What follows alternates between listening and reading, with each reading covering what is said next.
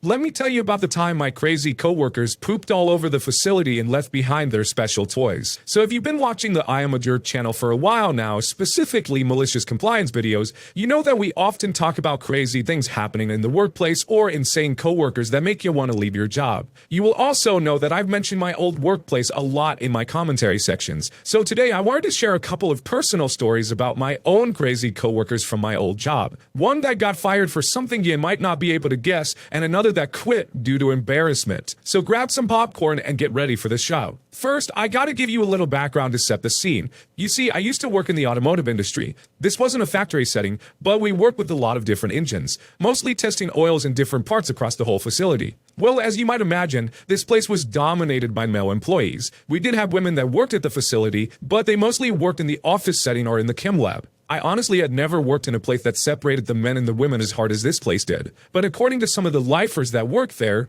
one of them being a former boss of mine, the place used to get pretty crazy. Plenty of stories of male and female employees running off to dark places for their 15-minute breaks, if you know what I mean. Also heard a lot of stories about trains, which was odd since we worked on mostly car engines. Oh, and one thing I should point out about this workplace was that gossip traveled fast. If you got fired, by the time you made it out to your car, the whole facility already knew. Anyways, if those old-timers were telling the truth, it doesn't surprise me why all 3 shifts were filled by mostly men now. And if you ever wanted to escape the sausage fest, your only hope was to join the Blue Coats, aka the Chem Lab. Now, these positions didn't come available often because the Blue Coats had some pretty sweet schedules, with weekends and holidays off. The gruts like myself worked a 24/7 schedule. But there's only one thing you need to know about the Blue Coats. They often attracted the weirdos, and 2 of these weirdos just so happen to be the stars of today's video. Obviously, I won't be using real names, but let me introduce Sally. Now, personally, I never met Sally, but I saw her around the facility a lot. She was just another Blue Coat to me. If you didn't work in the chem lab or knew someone that did, Blue Coats treated everyone kind of like they didn't exist. Have you ever seen that episode of Friends where Ross doesn't sit with Joey at the museum? It was just like that. Well, Sally seemed to be in the age range of late 20s to mid 30s, if I had to guess, and from what I've heard, she kept pretty much to herself. Good worker, would show up on time, didn't cause any issues, which is all you can ask from a coworker. Well, another thing that was apparent about Sally was that she liked to work out. She wasn't a gym rat or anything, but I think she just did it for health reasons and to stay in shape. We had locker rooms that were connected to bathrooms in the main part of the facility. Since we were a company that worked in a hot environment surrounded by oil, I think the locker rooms and showers made sense. Well, at least the lockers did. No one on the men's side ever used the showers. I mean, we had some coworkers that we hardly wanted to work with, let alone see them in their birthday suits. So with the men's showers not being used, it ended up being used for storage. I believe the janitor took over that space. I believe the situation was kind of the same on the women's side. No one was using the showers either. That was until Sally wrote an email asking about them. It seems that Sally wanted to start using the showers because she would work out before coming to work, and if she could shower at the facility, it would save her a bunch of time.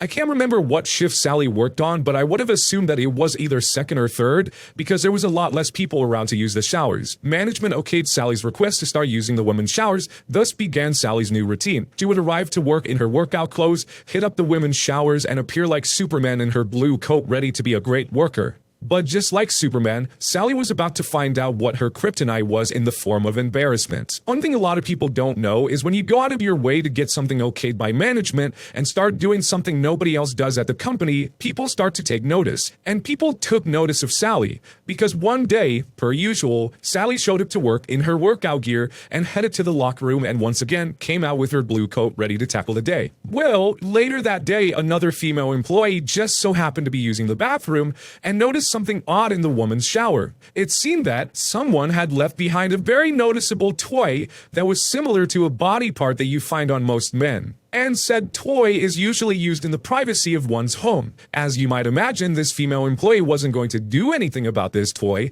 but nothing was stopping her from telling everyone what she had saw. Word spread so fast that an email from management had to be sent out letting people know proper etiquette when it came to using the showers at the facility. Now remember, no one used the showers before Sally, so it didn't take the world's greatest detective to find out who this particular toy belonged to. After this happened, I personally never saw Sally again. But I know that she didn't stay with the company too much longer. I don't know if she was confronted by management or if she was just too embarrassed to show up to work. But with knowing how management has handled matters in the past, I doubt this was a fireable offense. So Sally probably left of her own free will. Or died from embarrassment. But finding Sally's little friend in the shower has nothing on the next story from my old job. You see, my workplace was once a place that lived in fear. People were scared to go to work and visit the one place they knew they could relax away from the pressures of management and the boringness of the job. The bathroom. This fear all started one day when an innocent coworker, who was most likely just going to the bathroom to check Twitter or Instagram, stumbled upon something that might still traumatize them to this day. What they had witnessed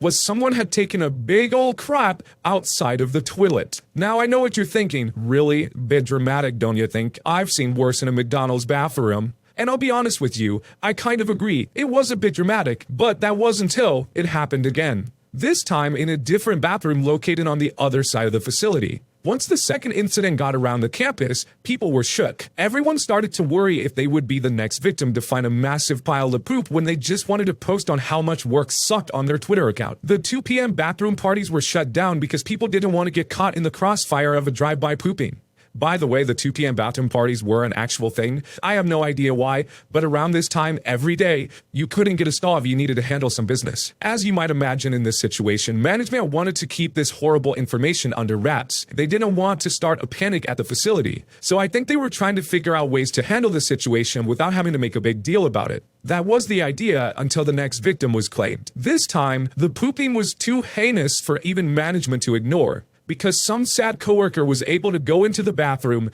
do their business, thinking they had escaped this menace, only to realize that a big pile of poop was waiting for them right in the middle of the sink. This poor soul has probably been traumatized from ever washing their hands again. Obviously, this was the last straw for management. A mass email went out through the whole company explaining that this type of behavior would be met with immediate termination and that they were investigating the whole situation. I personally never witnessed any of these crime scenes, but having heard about the whole thing, I told my coworker, "So is this guy a serial pooper?" Which did get a good laugh from everyone in the office, and people started referring to this person as the serial pooper around the facility. Now, I wish I could sit here and say that SEAL Team 6 stormed the campus and took down this serial pooper while he was committing his next crime, but I think it was a little more anticlimactic than that. I don't know exactly how this person, who we will call Brian, got caught. I'm pretty sure someone just ratted him out and management fired him. The random senseless pooping stopped after that, and the workplace seemed to go back to normal.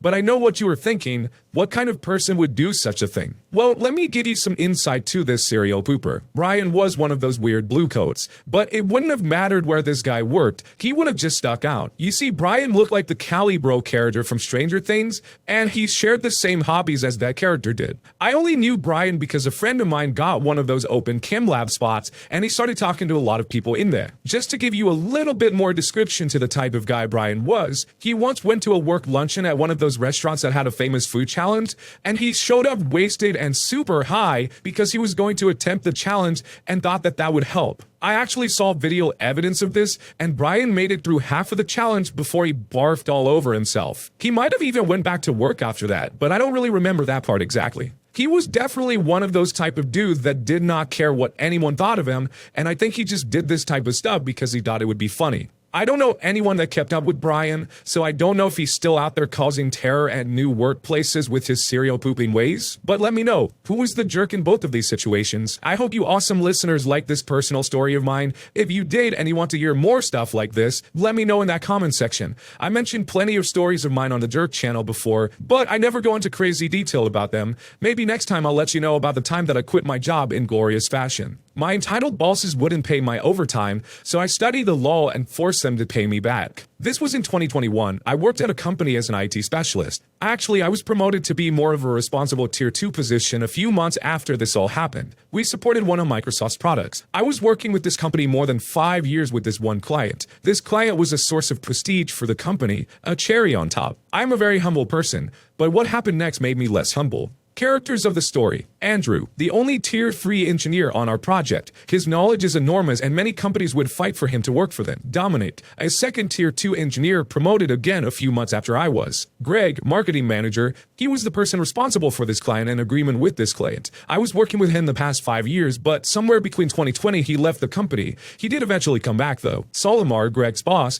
he was responsible for Greg and our help desk. And then there was Mr. B, the global director from the company we supported. He is the person to contact with technical queries. And of course there was me. You can call me Andy. This was a non-typical help desk that had 3 lines, Tier 1, Tier 2, and Tier 3. About 5 workers on Tier 1, 2 on Tier 2, and 1 on Tier 3. All help desk workers, including me, working on this specific project, were saying that the project is actually great. Management, on the other hand, was terrible. We were understaffed all the time. Plenty of poor decisions which I'll spare you from. The point is, we as technicians working directly with the client knew that this support is not working well, and that things are getting worse and worse. Basically, the end was coming. So the story starts with strike 1, which was fighting for money. When I was promoted to Tier 2, my agreement did not change. I was still receiving the same amount of money as I did as a Tier 1 technician. That is a promotion, is it not? But I did receive some more responsibilities. As an example, part of my new job was helping all Tier 1s by being available after work. They could call me anytime if there was an issue that they were not able to handle themselves. Let's call that on-call. The on-call lasted 1 whole week and it was 24/7, and it happened twice per month. I did receive an additional $1,000 for each week spent on-call. Since it happened 2 times in a month, that was an additional $2,000 per month. But of course, Greg considered that as a good argument to not increase my pay due to my promotion.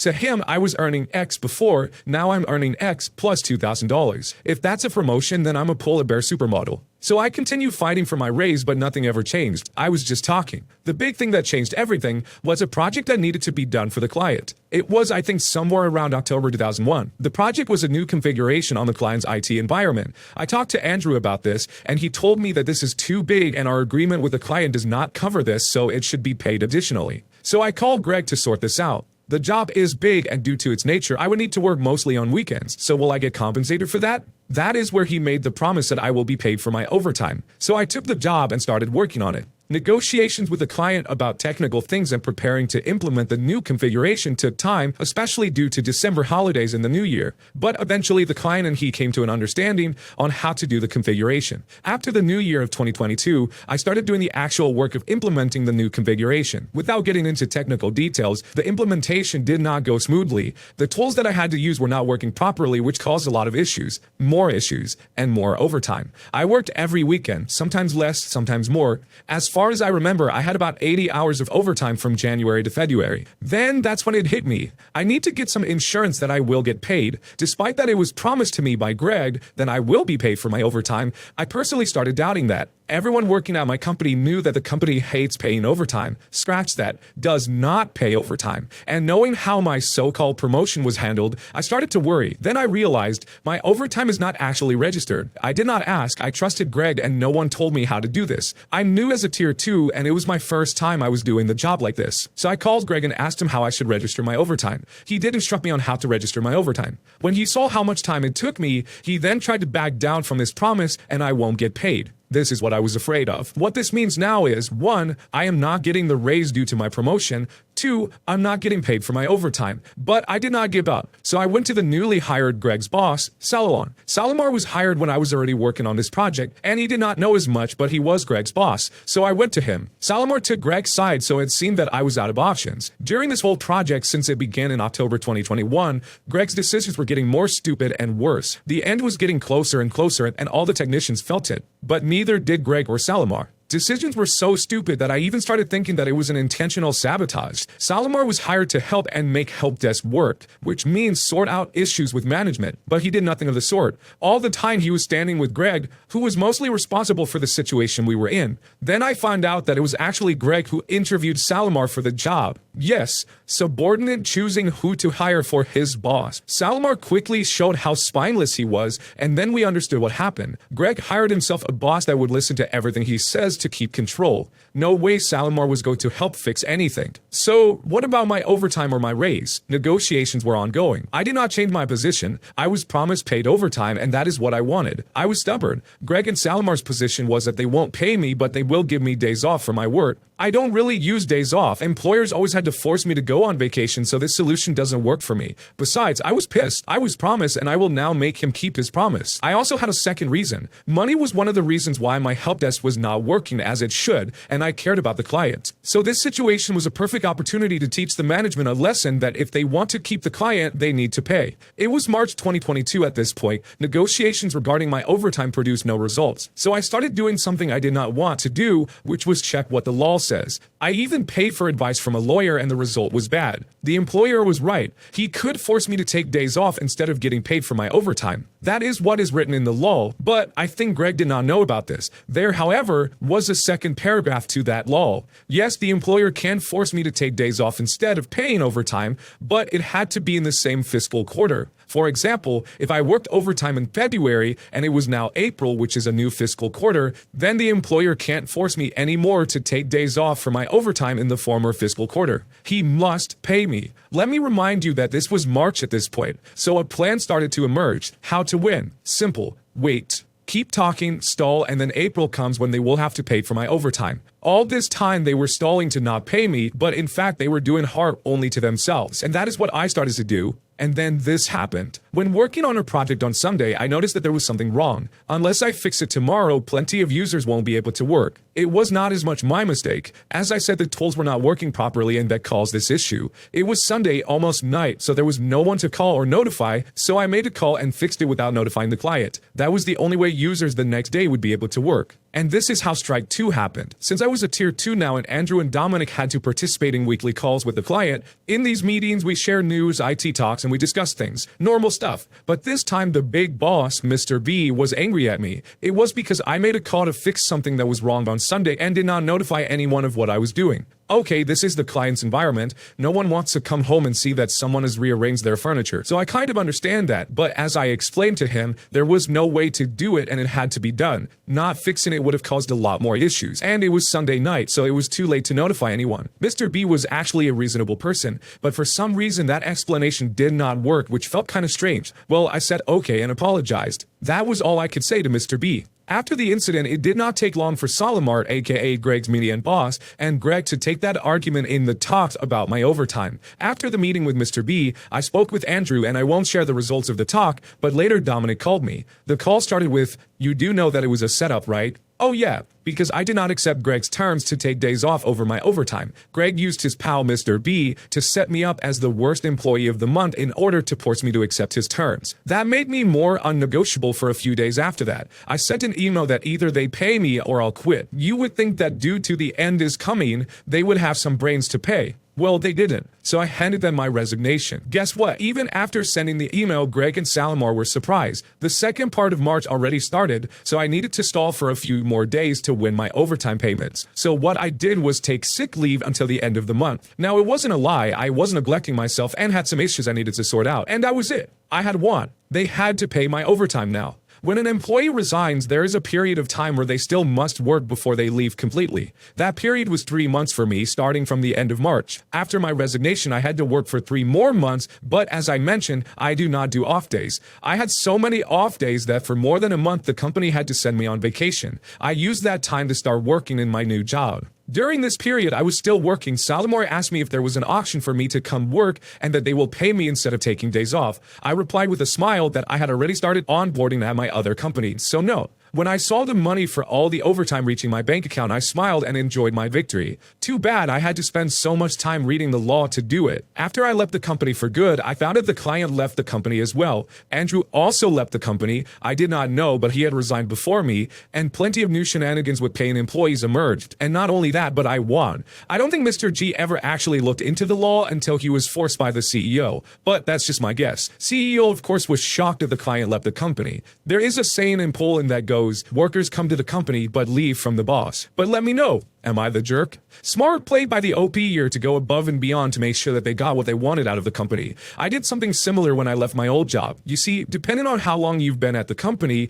you were given a bunch of vacation days. If you didn't use them, you lost them. Also, if for some reason you used all your vacation days before most of the year was over and you quit, the paid vacation days would be taken out of your last paycheck. So I had a bunch of vacation days that I wasn't using because COVID was going on and I couldn't really travel. No one really was. So when I made up my mind to finally quit, I used up all of my vacation days in October and November with the idea that once I returned, I was going to be handing in my 2 weeks notice, which would clear me from having to pay back any of my vacation time. So shout out to this OP here, because great minds think alike. That's it for today's video. If you want to make sure you don't miss out on any content, hit that subscribe button and make sure you hit that bell to turn on notifications. If you want to finish listening to all those stories, use the playlist at the top of the description. And if you're someone who live streams and needs copyright-free music, check out the Cream of the Crop music by searching Cream of the Stream on Spotify or whatever music platform you choose. Remember, it's free.